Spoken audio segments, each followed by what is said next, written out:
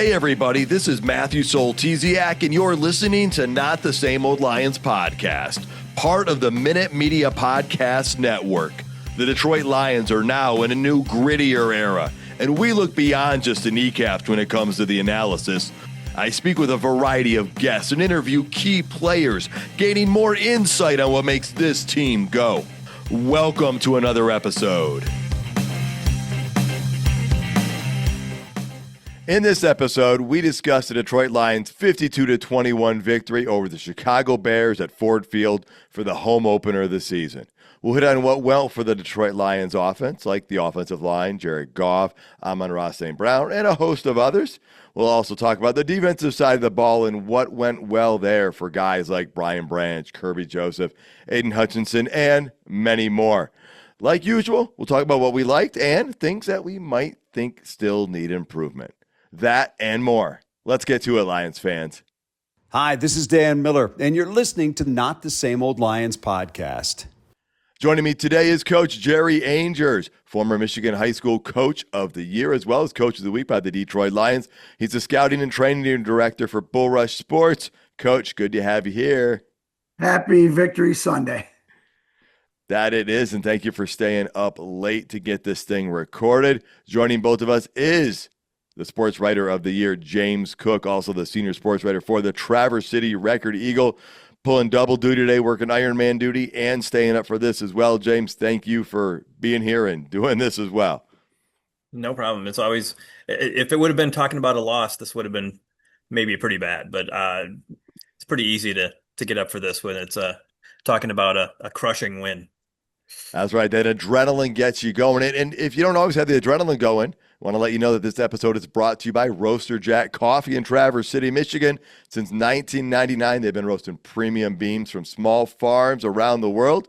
Fresh to order just for you. Visit roasterjack.com. Use the code LIONS. You get 20% off your next shipment. Roaster Jack Coffee. Be a hero. Brew great coffee and go Lions. And guys, this morning, getting up early. Did a pour over at 6 a.m. for my wife. We got ready to head out to Detroit. Figured we'd get some coffee going, and it made for a good road trip. Okay, let's get started here. Guys, overall reaction. Just one sentence or two. James, start with you. This is what we expected last week.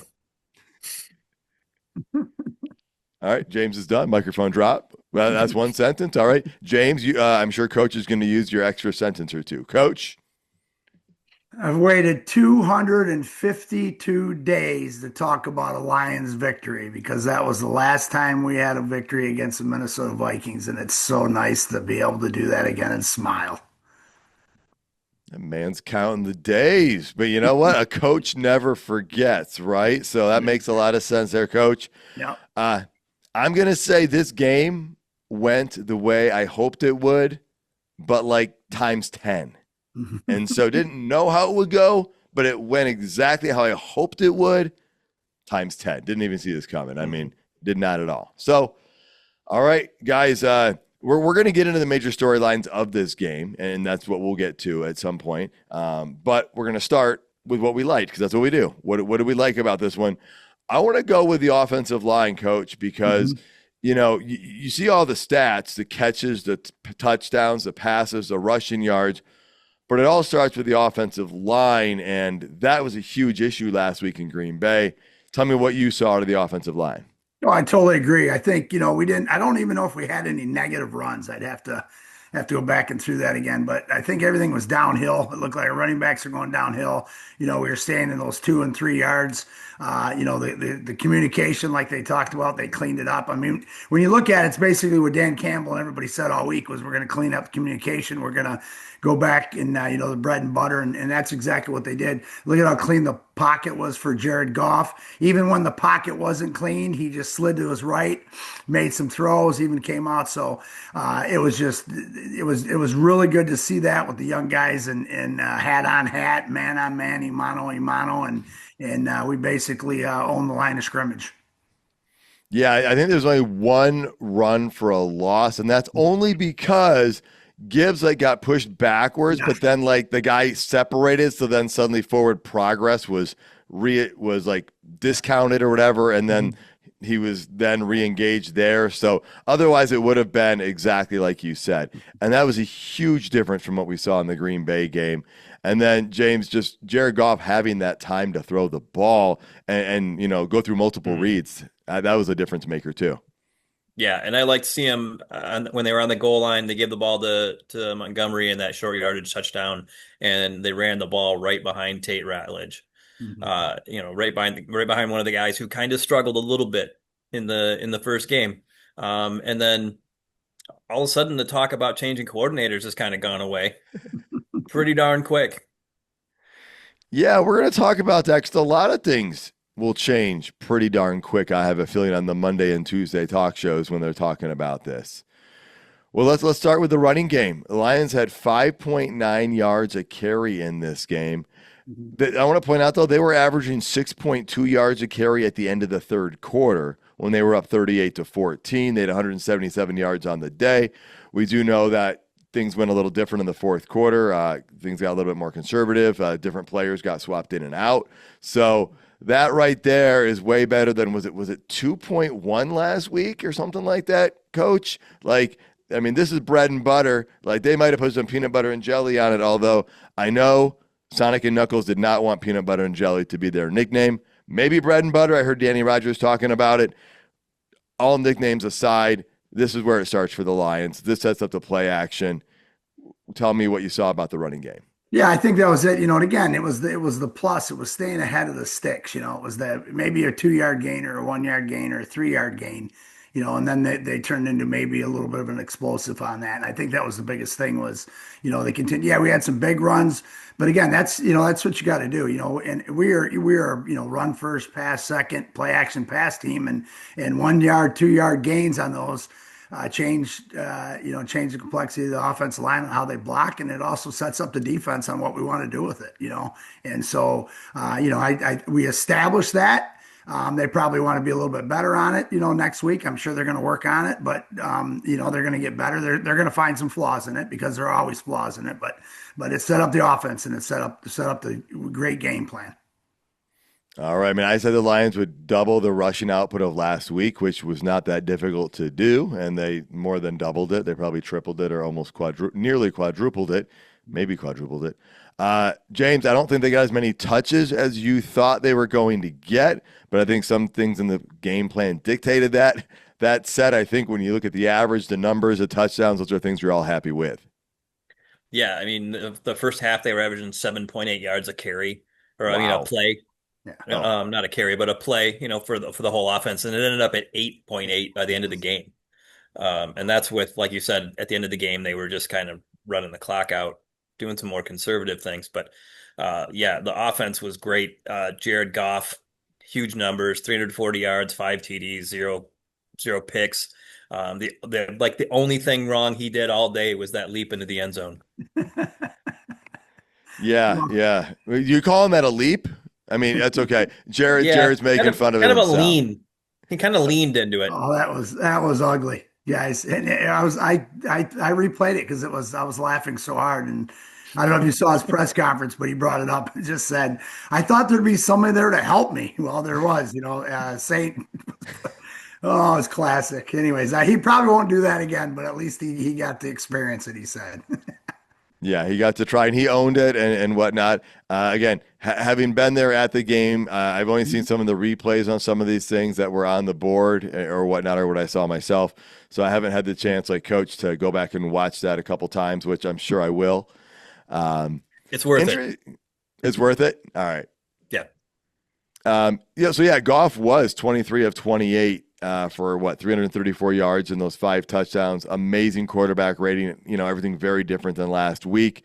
He did miss J-Mo on a couple shots early in the game. There was a deep one, and the guy next to me is like, I didn't think you could overthrow J-Mo, especially a quarterback without a strong arm. Oh, wait, did I say that? But it happened. And then there's another one where Goff was scrambling, and J-Mo was wide open. I don't even think there were cows in that pasture. It was so wide open. But just, hey, bad throws happen. That said, I think Goff showed a lot of other incredibly placed footballs to compensate, to make up for that. Mhm. Yeah, was that the one where Jamison Williams was running for like 30 yards with one shoe on? Maybe that was it. Was there only one shoe on? Yeah, he like lost a shoe like early in the route on one of those deep shots early and was just running with one shoe on. Maybe that's Wow. why he overthrew Maybe that's what happened. Yeah.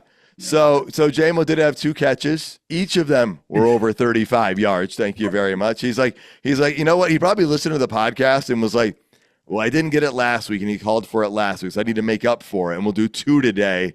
And no, he didn't listen to the podcast. Maybe, but yeah. So he got two of those big explosives right there. James, this wasn't the Tennessee Titans, but it was 52 points. him. Yeah, it was. I mean, it's the first time in Lions history where the team has had 500 total yards, 5 passing touchdowns, and 2 rushing touchdowns in the same time. Same Wait a minute. game. Wait a minute. That never happened under Ben Johnson. No, only Wow. under John Morton. And it's also the third time the Lions scored 52 points in the last 2 years, I think. So that ties them again for the third highest scoring game in franchise history. So that's it with the number of quotes and the records. There you go. Good. There you go. Get those out of the way. Good. Yeah, because we know Coach does not like those as much, and understandably why. I get it. But when that first number of the score is a 5, and there's a second number behind it, Coach, that speaks volumes, because that doesn't happen that often in the NFL. And I think it's, James talked about 8.8 yards, 8.8 yards per play. That's just unbelievable. And then, the thing is we had the explosives. I think that was the biggest thing is we nickel and dimed or, short yard, whatever together, but we always had some clutch plays to bring it back. You never really in any drive did you ever feel, oh my God, there's no way we're going to get a first down in this drive.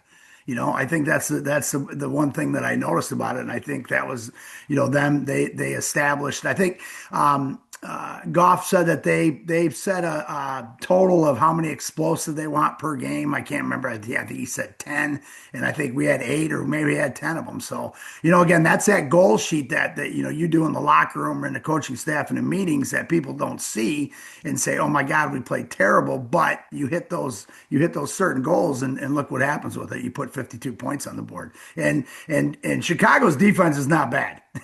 I mean, it's not that their front, they're grading. Those guys are some good football players, and they got a good corners. I mean, look at the one, the one breakup that what's the corner that got hurt for Johnson, Jalen Johnson. James Johnson, Yeah. thank you. That one where he dove and knocked the ball down on Saint. I mean, that was just a great play. But then again, you go back to that and you go, wow. And we still put 52 points up on the board on those guys. So very impressive. So. Yes, and I said the Titans last year because the Titans and Jacksonville were both teams that the Lions put 52 points up on. But I don't think people were putting the Bears in the same category of those last year's teams going into this. And so that's where it speaks volumes. And as great as the offense was, and we will come back and reference some of those things, the defense had a role in this game. I mean, they forced, I would count, 3 or 4 turnovers because they had the forced fumble, they had the interception, and I believe it was twice on 4th down Ben Johnson went for it, and they did not get it. So the defense doing that, they didn't always turn into points, but it stopped drives, and it kept the Bears from getting with it back within a score. It kept the margin there. And, Coach, when that differential is like that impacts the game plan for the other team because suddenly it's not within a 1-score game. They still have to kind of play catch up. Yeah, there's for sure. And I mean, he threw some great balls today. Those low ball going across the middle, keeping away from defenders and things like that. You want to, let's talk about some players that things had. Branch forced that fumble. Branch had 6 solo tackles. He had 2 pass defenses, a sack and a forced fumble in TFL. Tyleik Williams, guys, had Tyleik Williams had batted 2 balls down, and again, I think I had a conversation on Twitter last week with somebody saying that he wasn't playing hard enough. Well, maybe that's exactly what he's supposed to do. He's gonna push the line of scrimmage, and if he doesn't get to the quarterback, he's gonna put his hands up, and he did. And then the pressures again. If we want to go through, we had 4 sacks. How many pressures did we had? Muhammad, Davenport, Hutch, and then Branch. I mean, we can go on, and those were Muhammad had an unbelievable game. Wingo was playing in there. The number why I was trying to get the snap count.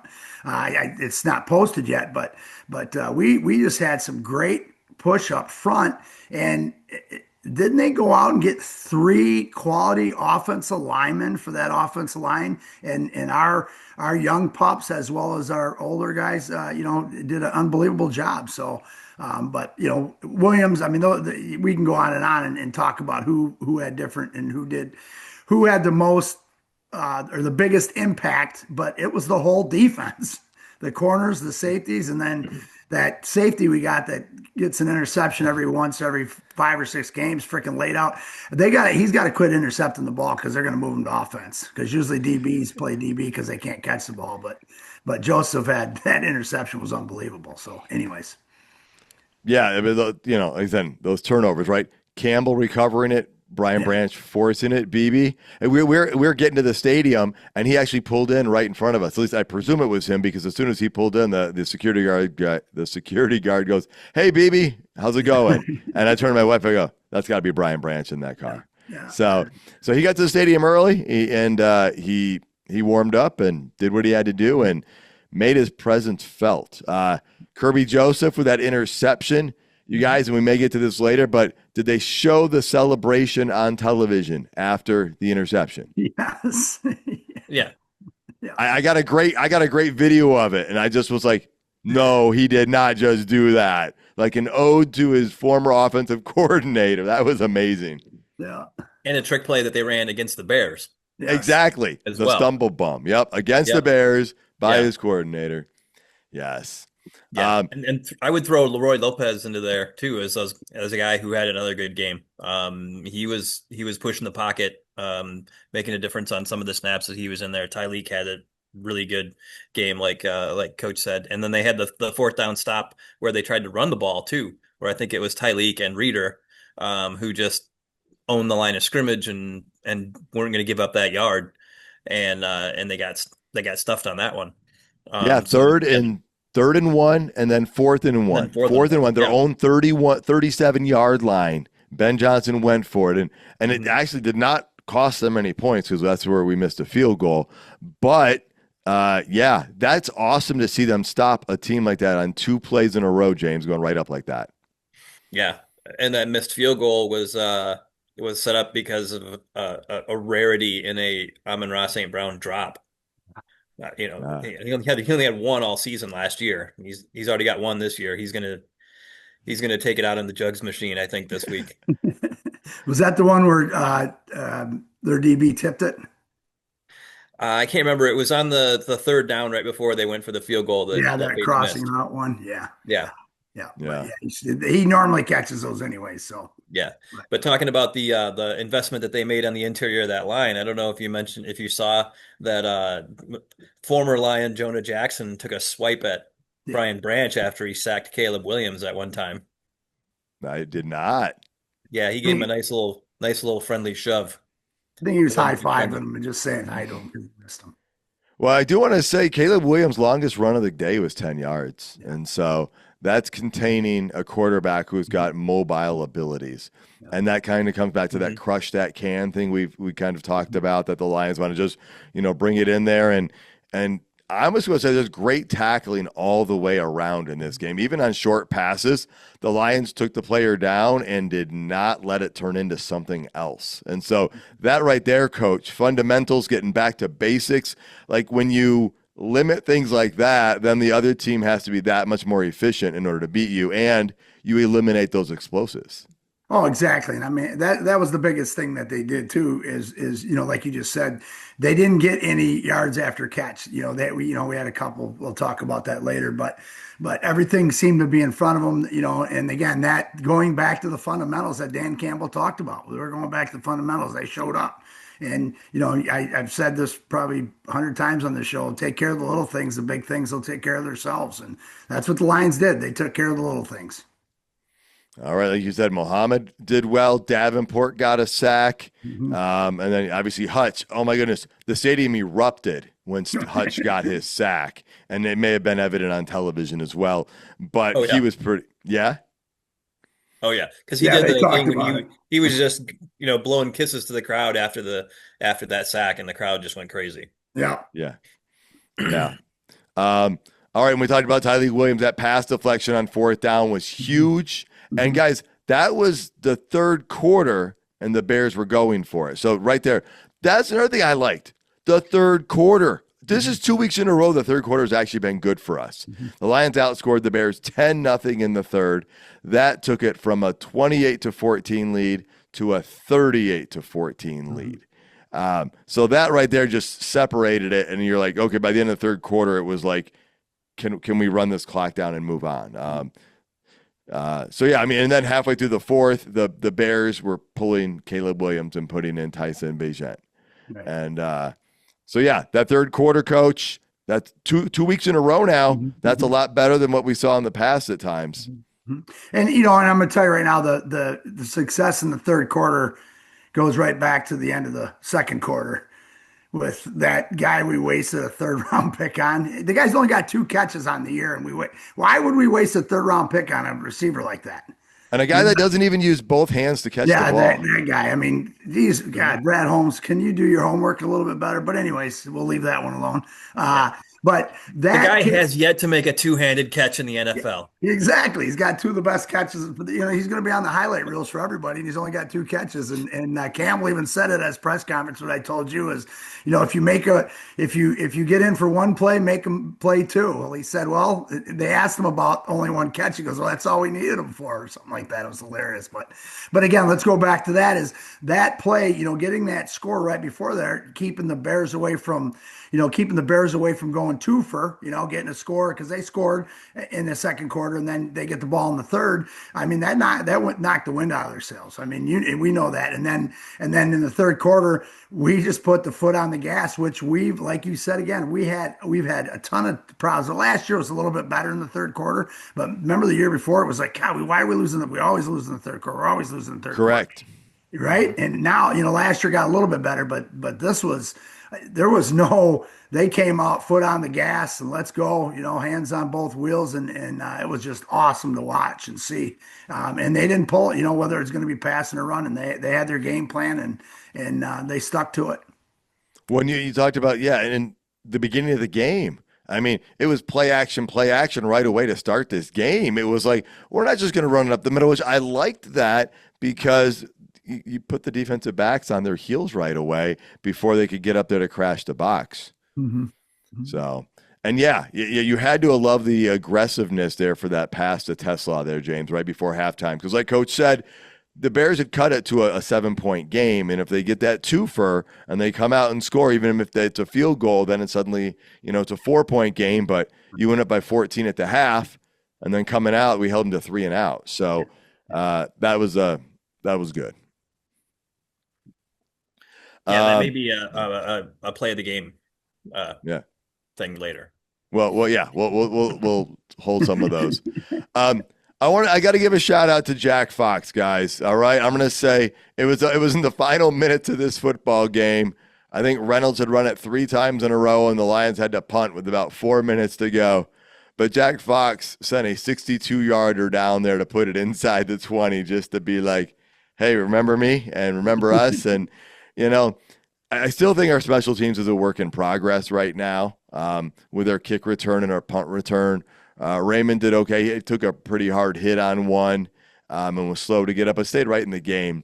But I do think our kick return, and maybe the whole NFL's kick return for that matter, is a work in progress. But I want to shout out to Jack Fox. Coach, anything you saw out of the special teams you liked that you wanted to bring up? Yeah, it's the same thing. I mean, you talk about the return guys. It's tough to have 2 great return guys because you have to worry about those guys also come down and tackling and hitting people. You can't waste that roster spot anymore because I think that's what's hurting it. I don't even look at the other teams until we play them to see who their 2 return guys are. But we have a linebacker returning, and they just kick to the linebacker all the time, and the guy can run and he goes hard. And I think there's another thing. Knock on wood. we're not turning it over. We haven't fumbled on a punt return. We haven't fumbled on a kick return, and maybe that's their mantra. That's their say. Just make sure we keep the ball. And so, but anyways, yeah, I totally agree. I know we're going to talk about play of the game, but since we're talking about special teams, I'm going to tell you right now, the play of the game, Pat O'Connor on the first kickoff, guys. He annihilated the running back. Now, let me say this again. O'Connor, our defensive tackle, annihilated the returner. You guys, when you look at it, you're going to go, oh my God. That, as far as I'm concerned, that's the play of the game because that set the tone on how the Lions were going to be playing in this game. We did score right away, but we talked about special teams. The special teams were bad last week, but seeing O'Connor fly down like that and just throttling that running back was awesome. All right. Well, I got to admit that first kickoff happened so quickly that the music was playing. I looked down, I looked up, and I'm like, wait, and I kind of missed half of it. So I will be checking that out on the film this week. Folks, reminder, tell your friends and family about the show. You can find us on Spotify, Apple Podcasts, all major streaming platforms, as well as the video version on YouTube. And then on social media, you can find us on Twitter as well as Instagram. Okay. Now, and again, what did we not like? What concerns did we have? Because there's got to be something. It wasn't perfect. I mean, I'll tell you this. Dan Gamble, even Jared Goff, especially I think Jared Goff, said that they had some missed opportunities. He said it in his post-game presser. I already mentioned it. Those 2 to J-Mo were missed ones. And, just off target a little bit. So some missed turnovers were right there. Not turnovers, missed opportunities right there on those connections from Goff to J-Mo. I mean, it wasn't perfect. So, James, anything you saw that you thought, hey, maybe something different? I mean, one of the things that I didn't like, the Branch had another kind of costly penalty. It not the worst penalty in the world. I mean, he was trying to make a play and couldn't avoid running into Caleb Williams because he was up in the air and everything. And then Davenport with a, potential shoulder injury that I don't know that it looks too serious, but they weren't sure after the game what exactly it was or anything like that. But I was in a chat, game day chat on this one message board, and the second that he went down, all the Marcus Davenport injury prone jokes. It was the low-hanging fruit. Well, all right, you brought up 2 topics. So let's hit that first one, the Brian Branch penalty, all right? That wiped out Terrion Arnold's first interception of his career, or would have been. And, I mean, and I want to point out, that is the only reason the Bears scored points in the second half of this football game, okay? Mm-hmm. And that doesn't happen. The Bears don't score points in the entire second half.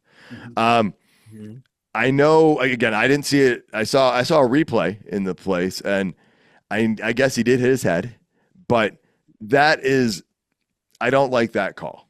It might meet the letter of the law, but not the spirit of the law. It's one of my favorite phrases is there's a reason for it, but yes, that does technically make the technicality of it, but there's certain things. If you jump up in the air swatting at the ball and then your hand comes down, and the guy moves his head into the path or whatnot. And again, I didn't see it that clearly, but and I'm all for player safety and protecting people.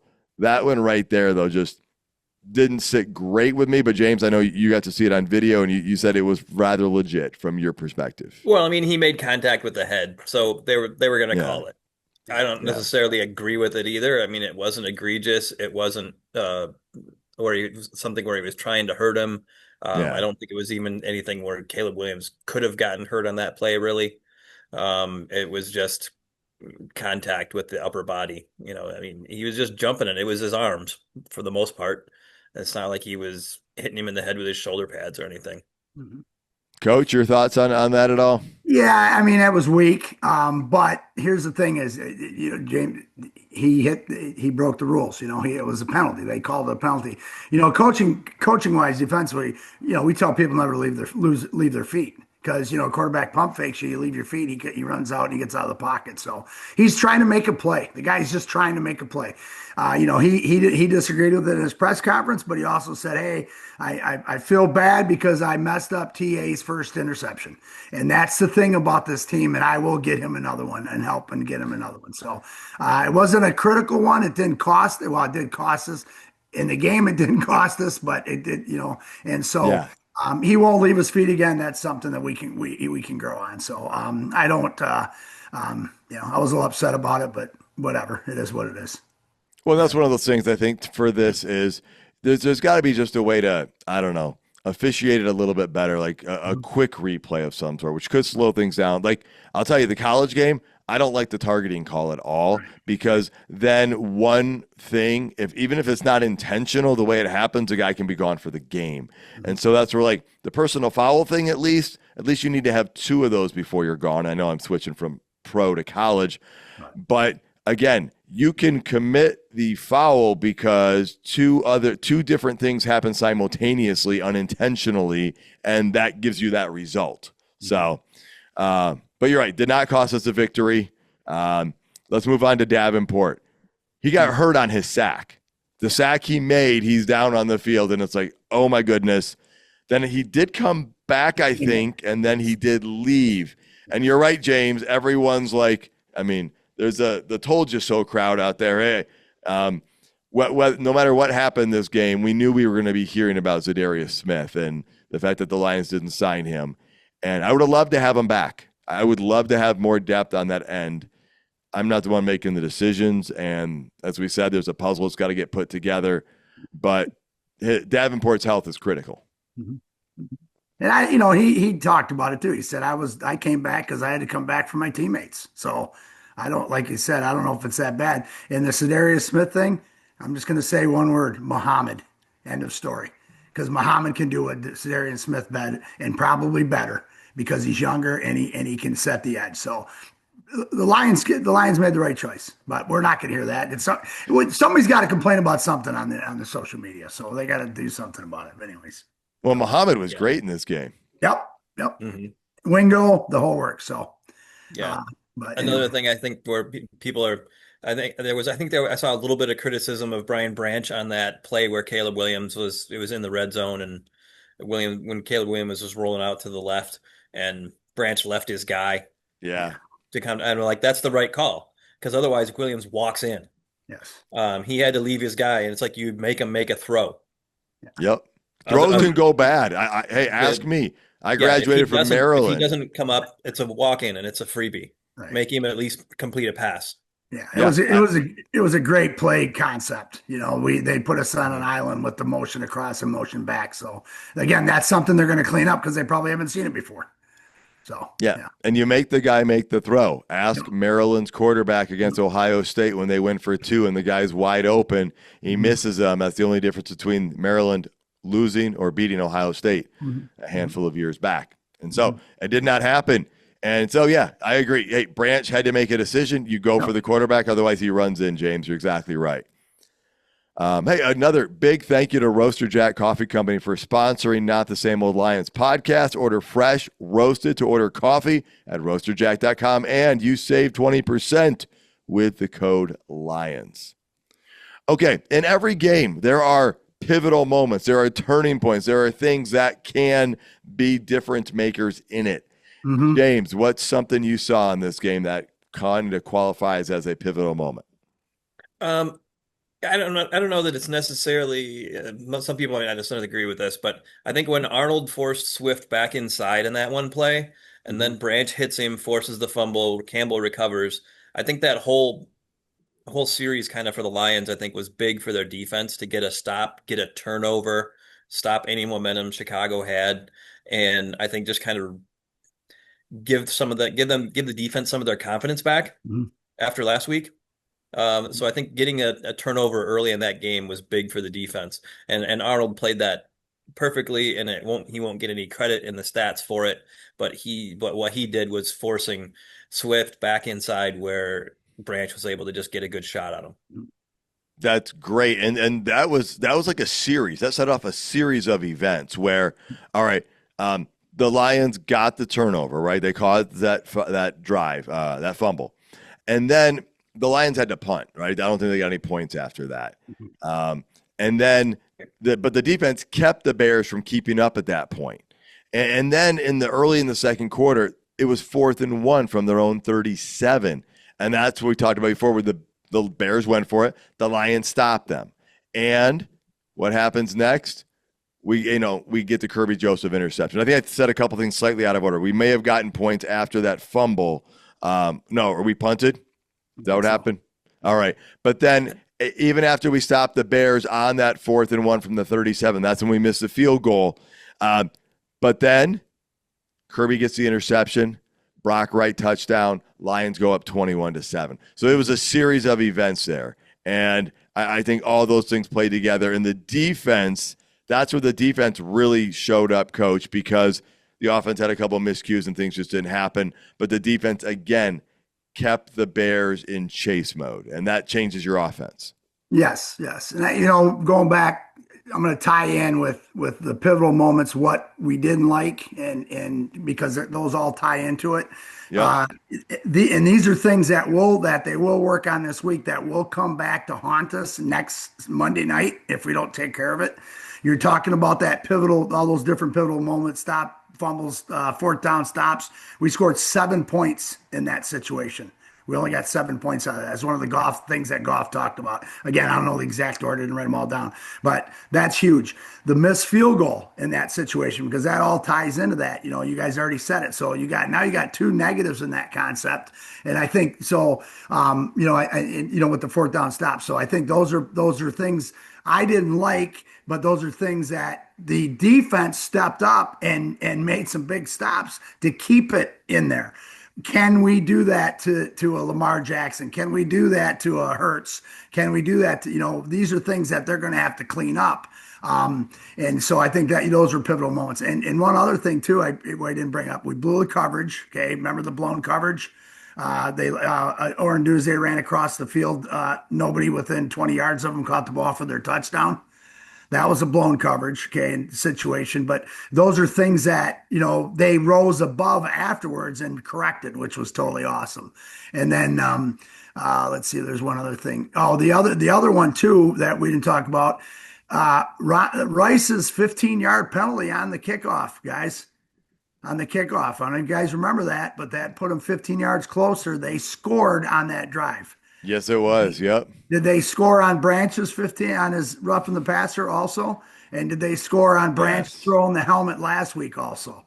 So those are some things that I don't like, Lions don't like, and they'll clean up. Again, I'm not faulting Branch on his one this game, but those penalties in those critical situations is tough for a team to come back, especially with the opponents that we're going to be facing down the road.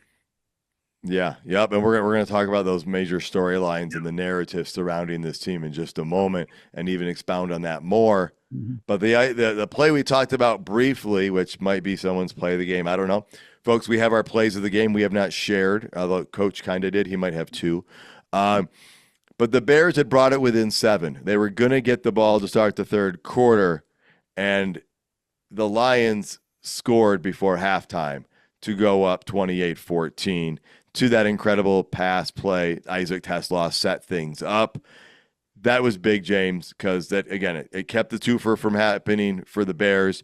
And it was crazy. And I would like to know what it was explained on television, because I'm in the stadium, the clock starts running, or it is running. Jared Goff goes to spike the ball, but they don't seem to be in the biggest hurry.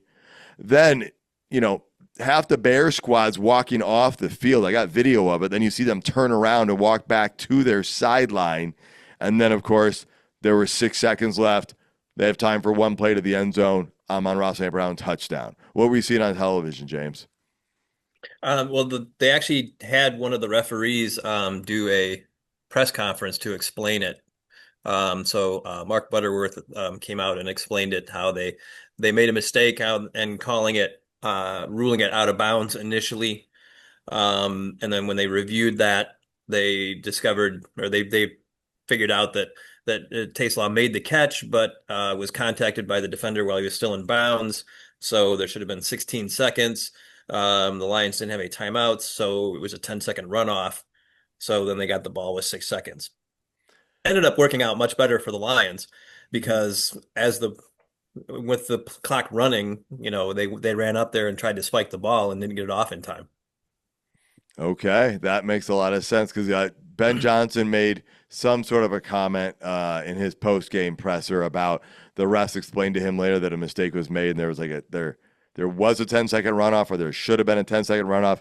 It was somewhat ambiguous the way Ben Johnson said it, but that makes sense what you said. It was at 16 that brought it down to 6, and that was awesome because that kept it a 2-score game going into halftime, Coach. Yeah. And and that again too, the thing that Ben Johnson was talking about was that if they would have seen the play correctly in the first place, then that 10-second one wouldn't have gave the Lions the ball with 6 seconds, and we wouldn't have scored. So that's kind of but that's a bang bang play. I mean, geez, it's that quick to. God, did he touch him? What a catch, man! When did he have possession of the ball? Oh my God! So. But yeah, it worked out best for us. And somebody had put on Twitter, it's not the same old Lions, which I kind of cool that because I heard there's a podcast out there called Not Same Old Lions, but because that call went our way, it's not the same old Lions. There you go.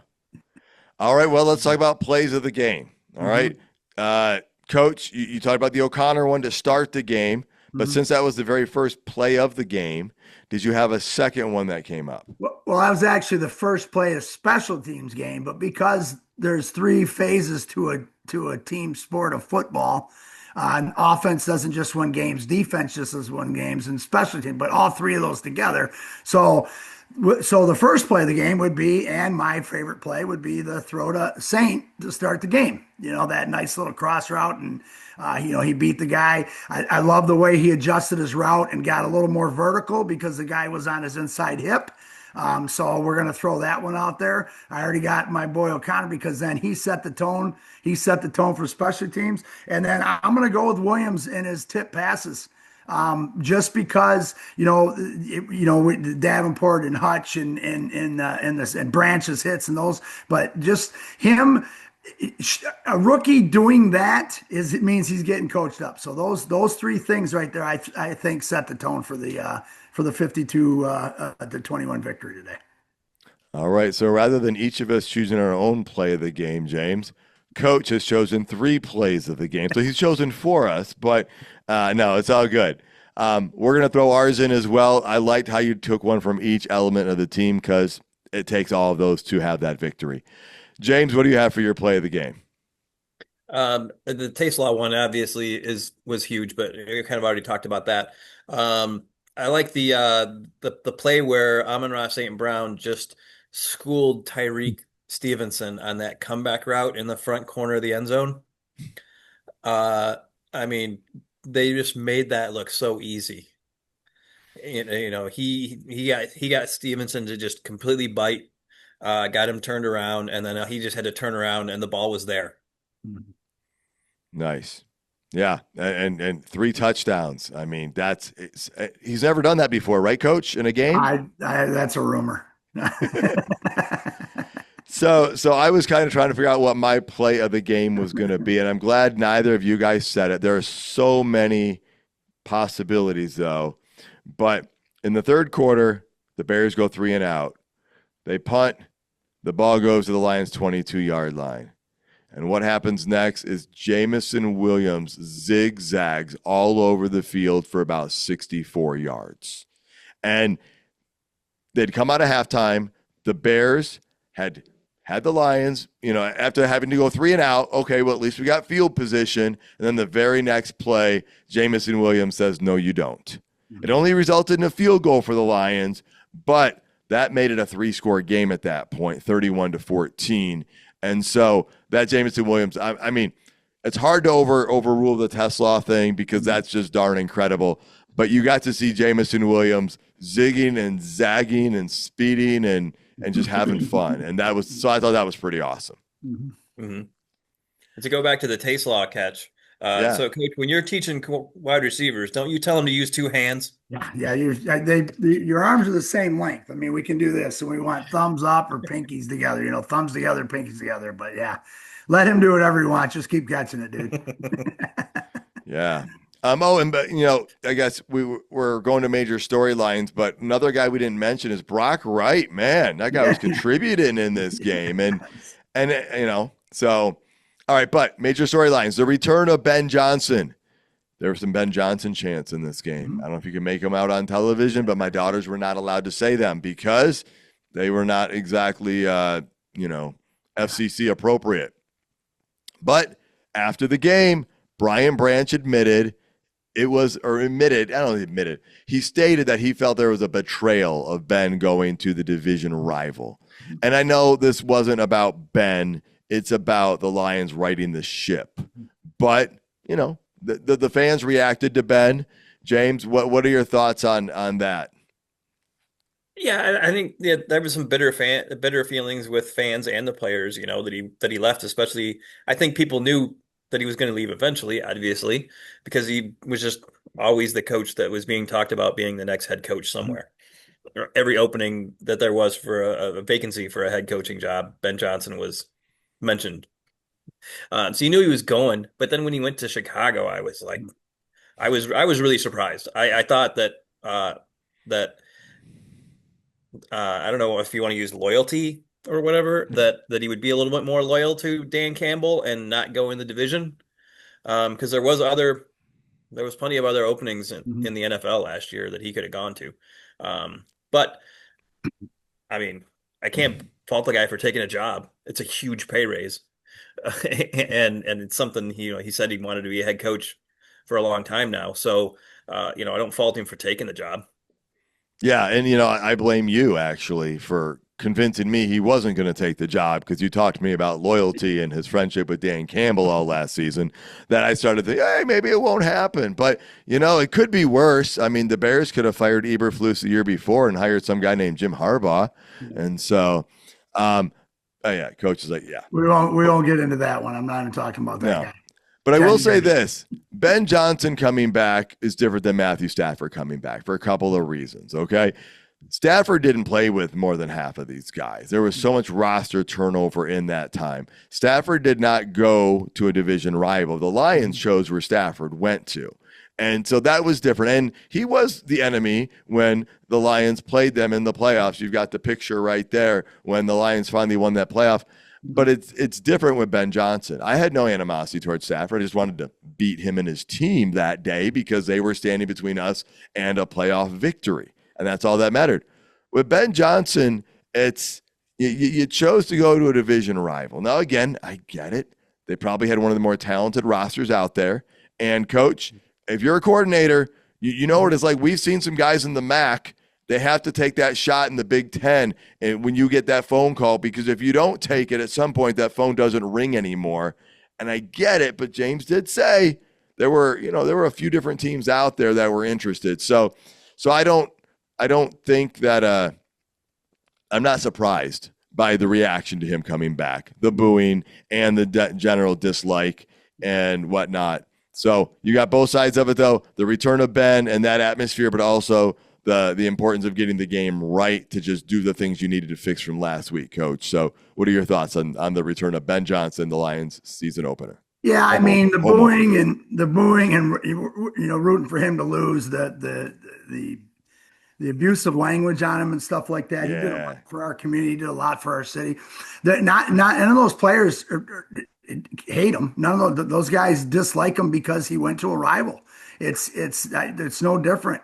And I think, and Branch has been going against him in practice for 3 years, and that's also, comes up. So I don't, that's the thing is, I'm not AG. I'm rooting for AG every game. When Ben Johnson coaches, sometimes I am, but he's in our division. So how do I want to root for him in our division unless it's going to help us in the big picture? So Packers.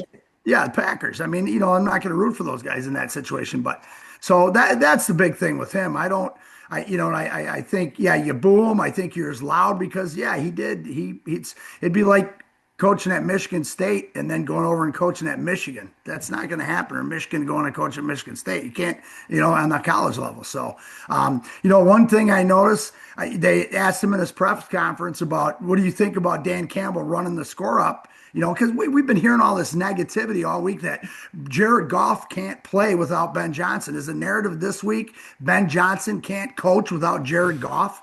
I mean, is that narrative going to be out there this week? Those are things that, you think about. But the point back to that is when they asked him in his press conference about Dan Campbell, he said, what is he supposed to do? It was 4th and 4, and that's what Dan Campbell does. End of story. And I love that part. He could have snapped back at that, but you know what? If he believes it, he's going to fuel it. But he didn't throw it back out there for Dan Campbell to hear it. So, I wish him all the luck.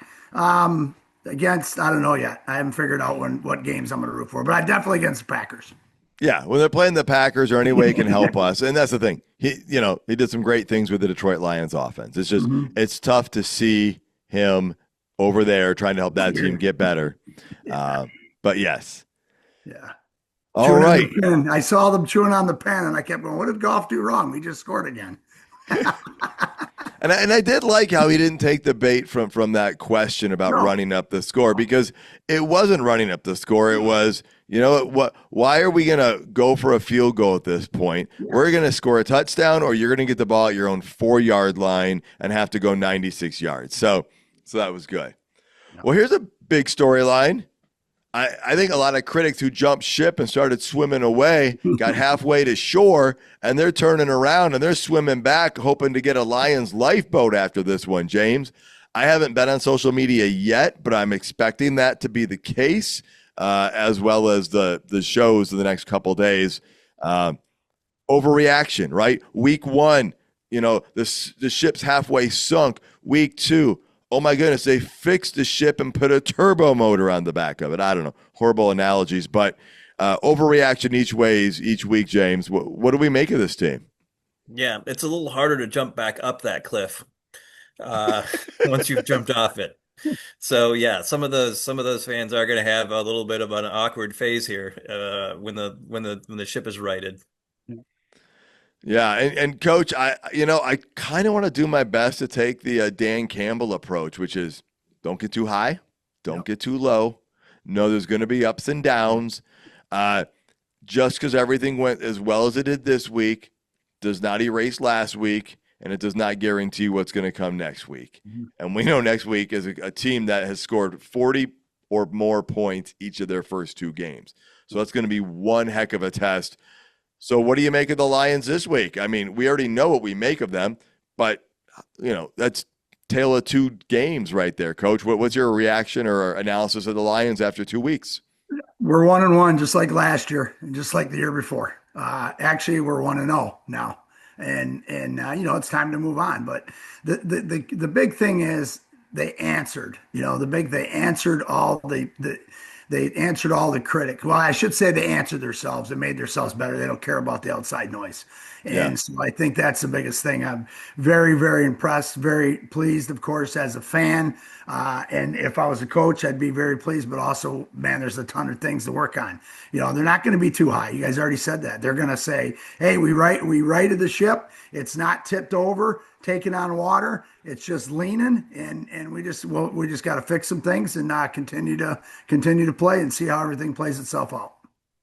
Yeah, after the game, James, Coach Campbell's like, hey, we were concerned about getting our first win of the season. We wanted to get that done. And again, that's where I said they're between the lines, they're looking for the wins. The Ben Johnson narrative's out there and stuff, but they had to right the ship, avoid the back-to-back losses that they have gone on since actually that Packers game I was at in 2023, right? Yeah, when they started 1-6. Since that game, they have not lost back-to-back games. And so that talks about the ability of the team to bounce back. And also, it showed that they cleaned up a lot of those missing assignments, those missed things that they had last week. Everyone was going more the same way. And it's good to get that feeling now because you got a big road test coming up. So, are we going to do this every week? No. Are we going to do last week every week? No. Every week will be different. But I think everyone feels a lot calmer this week. Mm-hmm. Anything else on the team? Otherwise, I did notice St. Brown. He took some handoffs. One early on, Montgomery was lined up at wide receiver on that play. And, maybe they're putting it on tape because maybe they're going to throw it to St. Brown out of the backfield later in the season, Coach. But the first time it was fine, and then they did it again, and I'm like, we got like 3 running backs that all would be very capable of that. St. Brown is such a great pass catcher. I'd like to keep that out. But what do you see on doing a thing like that? There's something down the road. That's all I'm saying. They're putting it on tape. Like you said, they're trying to get the running backs out there. They put St. Brown back there. They can motion, they can motion to empty. St. can throw the ball. Remember, he threw that strike to Jared Goff last year, I think it was, right? Didn't St. throw that? So maybe they're working him as our backup quarterback. I don't know. But again, I think it's something by putting him back there. Again, we went against the Chicago Bears, and was St. in the backfield at all last year for us? I think there was a few times. And so maybe they threw that out there to, I don't know, to get something going probably. And they probably said, there's no way Saint's going to run the ball here. And he ran and got a first down. So it's good stuff. Yeah. And that's the thing. You use what Ben knows against him. Cause as you said, Coach, you know everything I've taught you. I know everything. You don't know. You said it so more eloquently. How'd you say that last week? He said, you got me. I can't even repeat it now. All right. I taught you everything you know, but I haven't taught you everything I know. Brilliant. There you go. You know what I do know? Jared Goff had a 6.0 rushing average, James. 1 carry, 6 yards. He did not lead the team in rushing average. Oh, my goodness. Raymond had 9 because he only had 1 carry. But Jameer Gibbs had 7.8 yards a carry, including that 42-yarder. Any final thoughts, guys? I think we're just about out of here. James, anything you want to add before we wrap things up? That yards per carry for Gibbs is even more impressive when you consider that he had that one play was like -12. Yeah. Oh, yeah. Oh, he would have been over 100 yards then if he hadn't. Oh, my goodness. I forgot about that. Yeah. And, almost forgot to mention, pride of the Lions at halftime, Robert Porsche got put up there. Little microphone difficulties when he was giving his speech. It went out a little bit on him. I don't know if you guys saw any of that. Probably not. But the microphone cut out. They brought on backup microphone, and the backup didn't work either. So I think they're looking for a third string right now. But it was awesome to see him out there. Wayne Fonts was there. There were a host of characters there. A lot of Detroit Lions alumni, and Calvin Johnson introduced him. And so it was really cool because Robert Porsche, we talked about this earlier when it was announced he was going to be recognized. That guy was just a wrecking force. He was a staple on that defense, Coach, and it was great to see his name up there. Yeah, you got to and watch the one with him talking about Barry Sanders. I think I sent it to you guys. You got to watch it. It's hysterical. You did. I have not had a chance to catch that. It's pretty funny, guys. It's pretty funny. All right. Any final thoughts, James? I asked you once. I'm asking you a second time. Just a great win. I mean, we were talking about how if this was a must win, and they got it. I don't know if it was 100% necessarily a must win, but it's really nice to get this one going into Baltimore. That it sure is. Coach, any final thoughts from you? No, I'm just going to enjoy this W and then move on to who do we play next week? I can't remember. Yeah, we'll take a day and talk about that. All right. Yeah, I echo everything they've said. Nice to get that victory. We know the team is where it needs to be, and every week is a work in progress. Folks, one more thank you to Roaster Jack Coffee. They're roasting incredible beans since '99. If you visit roasterjack.com, you get an extra 20% off your next order by using Lions, or you get 20% off your next order by using Lions as your code. Thank you for tuning in, folks. Please tell your friends and family about the show. Find us on social media like Twitter and Instagram. You can also find us on all major streaming platforms. That does include YouTube for the video version. We'd love to hear your thoughts and reviews. You can check out more episodes and content at notthesameoldlions.com. And until next time, stay gritty, my friends.